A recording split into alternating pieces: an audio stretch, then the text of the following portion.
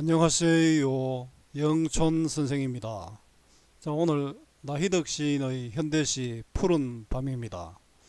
푸른 밤과 관련 있는 사진을 한번 찾아봤는데 푸른 밤이 느껴집니까? 자, 너는 나의 전부다라고 이야기했는데요. 자, 어떤 의미에서 그런지 시를 한번 살펴보겠습니다. 어렵고 힘듦도 이길 수 있는 사랑의 힘. 나희덕 푸른 밤 해설. 사랑하는 대상이 자신이라도 설레고도 힘듭니다. 우리 삶 정답은 없습니다. 그러나 사랑하는 대상이 있다면 힘들고 어려운 길을 묵묵히 걸어서 갈 수 있지 않을까요? 자, 그래서 깜깜한 밤도 푸른 밤이 될 수 있습니다. 사랑하는 대상이 될 수 있다면 깜깜한 밤도 푸른 밤도 될 수 있다는 그런 의미로 선생님 해석을 했습니다. 제가 늘 강조하는 것이 국어는 외우는 것이 아니라 원리를 이해하는 것입니다. 본문 중심의 공부가 필요하고요. 문제풀이 중심 공부는 거의 실패합니다. 국어는 정답을 찾는 것이 아니라 주어진 상황에서 알맞은 답을 찾는 것 꼭 기억하세요. 자, 국어는 원리 이해, 본문 중심으로 공부하길 바랍니다. 이 시는 너를 잊으려 애써도 결코 잊을 수 없다는 고백입니다. 너는 사랑하는 사람일 수도 있고 나일 수도 있고 나의 꿈일 수도 있습니다. 어떤 대상이라도 내 모든 것을 걸 수 있는 존재일 것입니다. 그래서 내가 만나는 세상은 너와 관련이 있고 나의 모든 행동도 너와 관련이 있습니다. 내가 살아가는 모든 길은 결국 너를 향하게 됩니다. 그것이 사랑이기 때문입니다. 떨쳐버릴 수 없는 사랑의 감정을 노래한 나희덕 시인의 푸른밤 해설입니다. 너에게로 가지 않으려고 미친 듯 걸었던 그 무수한 길도 실은 내게로 향한 것이었다.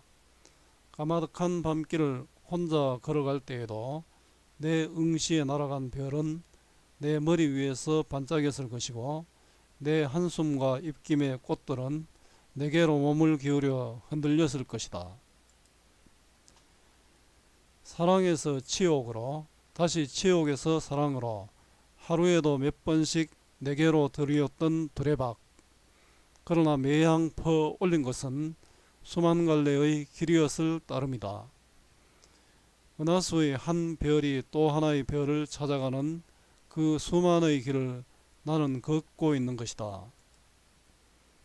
나의 생애는 모든 지름길을 돌아서 내게로 난 단 하나의 애움길이었다. 자, 푸른 밤. 자, 푸른 밤, 제목이 푸른 밤인데요. 밤은 어둡잖아요. 근데 검은 밤이 아니고 왜 푸른 밤일까요? 그런데 왜 하늘처럼 바다처럼 푸른 밤일까요? 바로 너를 향한 마음이 있기에 푸른 것은 아닐까요? 너에게로 가지 않으려고 미친 듯 걸었던 그 무수한 길도 가지 않으려고 걸었던 길. 자, 너에게로 가지 않으려고 걸었던 길이 바로 너에게로 향한 그 길이었다. 그 역설적 상황이 되겠지요. 결국은 너에게로 가지 않으려고 미친 듯 걸었던 그 무수한 길은 너를 벗어나기 위한 노력이었습니다. 그렇지만 너는 나의 전부였습니다. 화자의 복잡한 심정을 길의 이미지로 형상화했습니다. 자, 시의 특징 중 하나가 형상화인데요. 형상화는 감각적으로 느낄 수 있도록 표현하는 것입니다. 실은 내게로 향한 것이었다. 너에게서 벗어날 수 없음을 깨달았다. 아무리 너를 벗어나려고 해도 너를 벗어날 수 없었다는 것이죠. 여기 것이었다. 이 부분은 아닌데요. 종결음이 이달을 반복해서 상황에 대한 화자의 인식을 부각하고 있습니다. 자, 너에게서 벗어날 수 없는 사랑, 간절한 사랑이고요. 까마득한 밤길을 혼자 걸어갈 때에도 까마득한 밤길, 시간적 배경이죠. 자, 까마득한 밤길은 어두운 밤길을 밝은 밤길 아니잖아요. 그래서 힘든 상황이고 또 푸른 밤과는 대조적인 관계에 있습니다. 혼자 걸어가니까 외롭고 힘든 길이 되겠지요. 내 응시에 날아간 별은 이렇게 대괄호한 것은 어떤 의미가 있습니다. 내는 바로 화자죠. 자, 화자가 등장하고요. 날아간 별. 자, 내가 바라봄에 날아간 별이 되겠죠. 내가 바라봄에 날아간 별인데 이 날아간 별 이렇게 대괄호한 것은 내 마음을 비유하고 있습니다. 내 응시에 날아간 내 마음은 내 머리 위에서 반짝였을 것이고, 자, 내 마음이 너의 머리 위에서 반짝였을 것이다. 자, 너를 향한 마음이 되었던 것이죠. 자, 머리 위에서 밤에 반짝이는 것은 별이죠. 그래, 내 마음, 너를 향한 마음을 별빛으로 표현했습니다. 다시 말하면은 하늘의 별을 봐도 내 생각이 난다. 내 한숨과 입김도 꽃들은, 자, 이 대관령은 전부 마음이죠. 내 마음의 비유입니다. 내 한숨과 입김의 꽃들은 이 꽃들도 뭡니까? 별도 너를 위해서 반짝이고 꽃들도 너를 위해서 흔들린다. 그 내게로 몸을 기울여 흔들렸을 것이다. 그 너에게로 향한 마음을 꽃의 흔들림으로 표현했습니다. 반짝이는 별도 흔들리는 꽃들도 너를 향한 내 마음이다. 그 꽃을 봐도 내 생각이 난다는 뜻이죠. 자, 별과 꽃을 내게로 그리움을 표현하고 있습니다. 자, 너를 향한 나의 사랑. 자, 별과 꽃입니다. 자, 사랑에서 치욕으로, 다시 치욕에서 사랑으로. 자, 사랑과 치욕의 감정들. 우리 한 사람을 사랑할 때 사랑 또 치욕 이런 여러 가지 복합적인 감정들이 많이 생기겠죠. 너와의 사랑에서 겪은 감정들. 저기 보면 사랑에서 치욕으로, 치욕에서 사랑으로 꼬리에 꼬리를 물고 있죠. 자, 이런 것들을 연쇄법이라 합니다. 결국은 사랑과 치욕이 서로 막 같이 움직이고 있으니까 갈등의 상황이 되고요. 하루에도 몇 번씩 너에게로 드리웠던 두레박. 자, 별도 있고 꽃도 있고 지금 두레박도 화자의 마음이죠. 너를 향한 마음입니다. 1, 2행의 갈등의 상황에서 벗어나 지금 사랑 만족의 상태입니다. 하루에도 몇 번씩 너를 향한 마음이 있다 이런 뜻이니까요. 앞에 다시 보겠습니다. 자, 이 부분은 너에 대한 사랑으로 인한 감정의 격동, 감정이 크게 움직인다는 것이죠. 결국은 이것을 통해서 그리움을 나타내고 있습니다. 자, 그러나 매양 퍼올린 것은, 자, 매양 퍼올린 것은 내 마음을 채운 것, 두레박은 내 마음이잖아요. 두레박에 뭐 가득 담겨진 것이니까 내 마음을 채운 것이 되겠죠. 수만 갈래의 길이었을 따릅니다.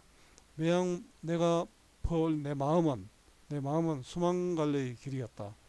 결국 이 길은 너에게로 가기 위해 걸어야 할 길입니다. 그런데 길이 너무 많으면 만나기 어렵잖아요. 자, 그 수만 갈래의 길은 엇갈리는 길이고 또 어긋난 사랑의 뜻입니다. 은하수의 한 별이 또 하나의 별을 찾아가는, 자, 한 별이 또 하나의 별을 찾아가지요. 그럼 한 별이 찾아간 또 하나의 별은 사랑하는 대상이 되겠지요. 그 한 별이 또 하나의 별을 찾아가는 사람처럼 표현해서 의인법이 되고요.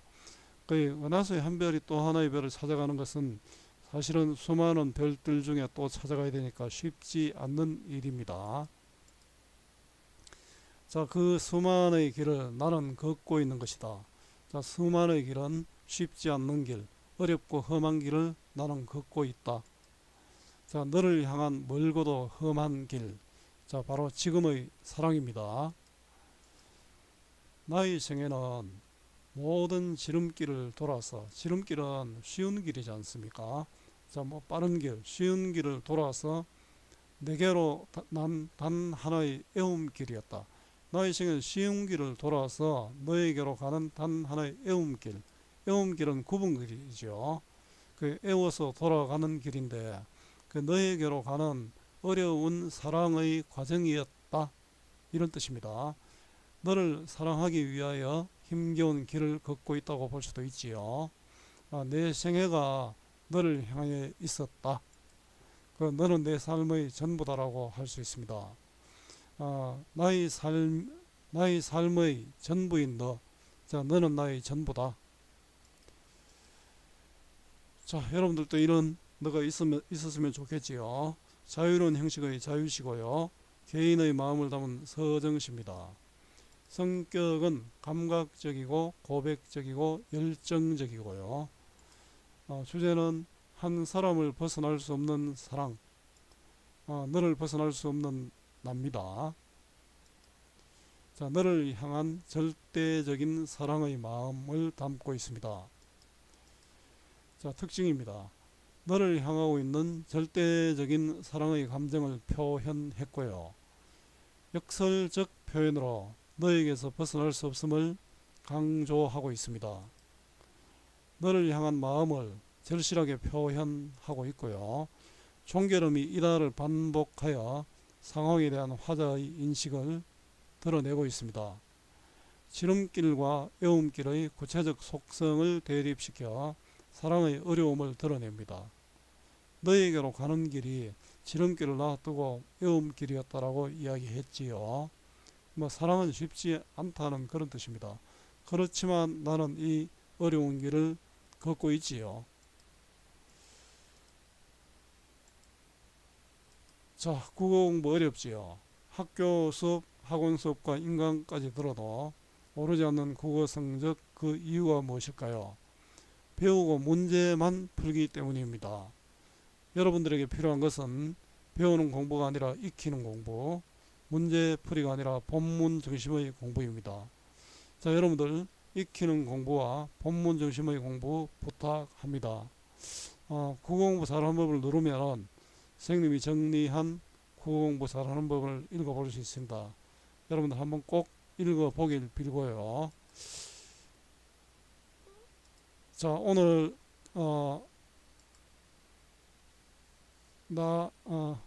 나이덕 시인의 푸른밤을 공부했습니다. 자, 오늘 이 수업이 여러분들에게 조금이라도 도움이 되었으면 좋겠습니다. 자, 수고 많았고요. 오늘 또 고맙습니다.